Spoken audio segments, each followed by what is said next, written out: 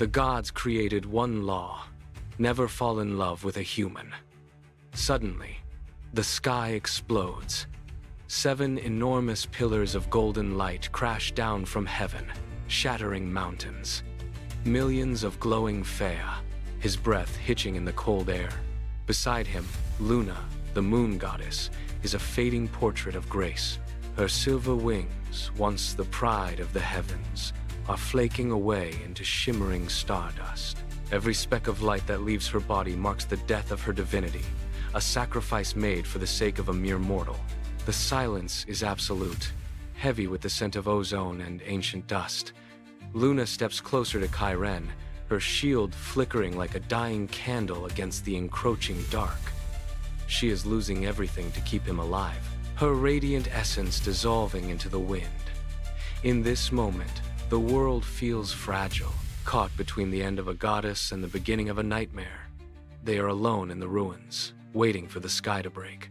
Suddenly, the sky voids of all color, turning into a pitch-black abyss.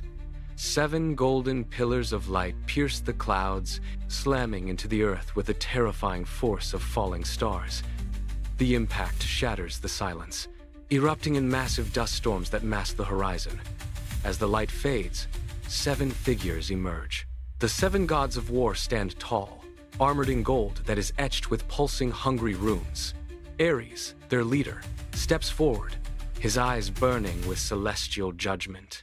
He levels a flaming sword at Luna, the heat of the blade warping the air. His voice booms across the valley, a thunderous condemnation that vibrates in Chiron's chest. "Treason," he roars. "You have forsaken heaven for a speck of dust." Chiron's legs tremble under the weight of their gaze, but he finds his footing. He plants himself between the goddess and the golden giants, shouting that they will have to go through him first. The gods respond with a cold, hollow laughter that chills the blood. Ares does not move. He simply lifts a single finger. In an instant, a crushing gravity slams into Chiron. It is as if a mountain has been dropped upon his shoulders. The ground shatters, forming a massive crater as Chiron is driven deep into the bedrock. He gasps for air, but his lungs refuse to expand. Blood pools at his lips as the pressure fractures his ribs, the sound of snapping bone echoing in the hollow valley. Just as his vision begins to blur, a gentle touch brushes his shoulder. Luna is there. A silver barrier flares around them, nullifying the divine weight. She looks up at Ares, her eyes no longer filled with sorrow, but with a terrifying, steady resolve. "I have made my choice," she declares, her voice a calm ripple in the storm. Ares sneers, his sun-bright blade igniting with fresh fury. He vanishes in a flicker of light, reappearing instantly with his sword swinging toward Luna's neck. Chiron moves faster than thought. He catches the burning edge of the divine blade with his bare palm.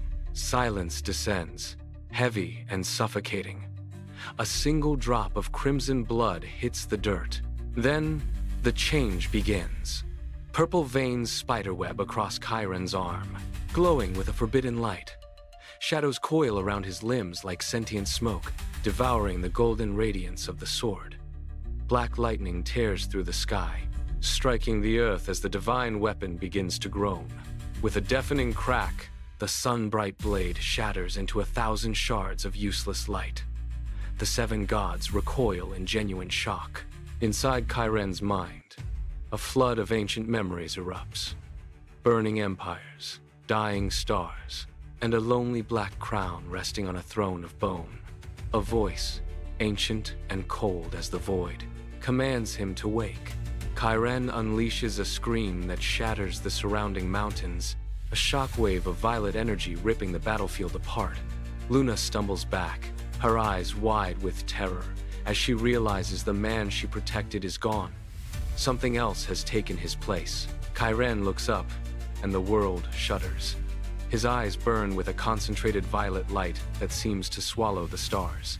When he speaks, his voice is no longer human. It is a layered, ancient resonance that vibrates through the very marrow of those who hear it. "After 10,000 years, he whispers, I have returned." The heavens fracture like glass above him. The crimson moon shudders in its orbit, turning pale with fear. The seven gods of war, the invincible warriors of heaven, drop to their knees. Their bodies tremble against their own will, their divine souls recognizing the primordial king standing before them. Chiren reaches out, his hand grasping at the empty void. Far beyond the atmosphere, the fabric of space tears open. A massive, obsidian crown, forged in the heart of a dead sun, hurtles toward the earth. It comes to reclaim its master. The era of the gods is over. The King of the Void has claimed his throne once more.